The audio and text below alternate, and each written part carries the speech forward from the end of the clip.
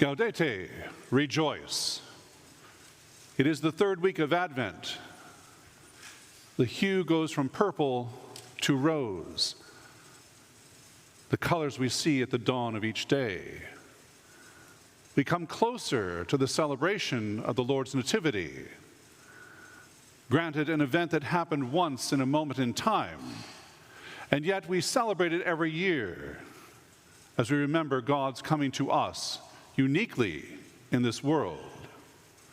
And so rejoice. Years ago, I'll call him David Downer. David had a rough life.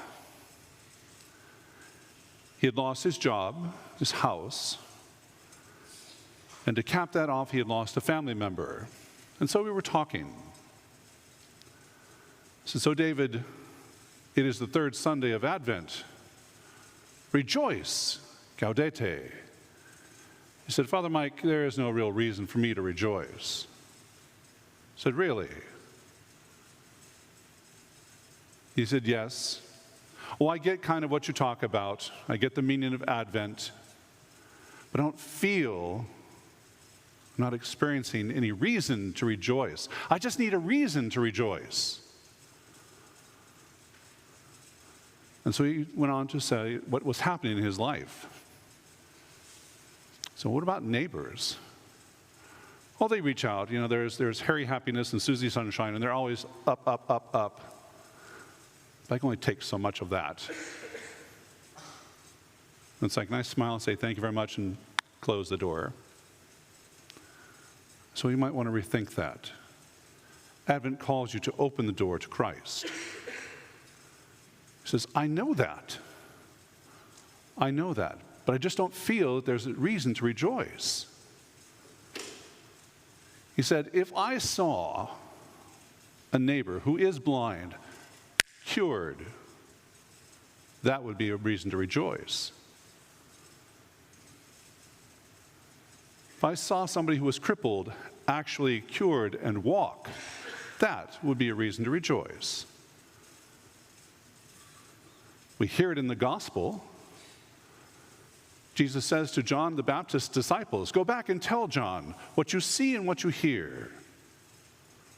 The blind see, the lame walk, the mute speak. Not only do they speak, they sing God's praises. God has come into this world to make a profound difference for his people for all times. So, well, we're now in the 21st century, Father Mike, and I don't see a whole lot of that happening. I see a lot of difficulty in the world. Anytime you look at the news, I said, yes, the news is not always cheerful. But do you remember Paul Harvey? I said, Paul Harvey. So we'll Google it, look him up. A newscaster who on the radio, you say, what? So look it up, the radio.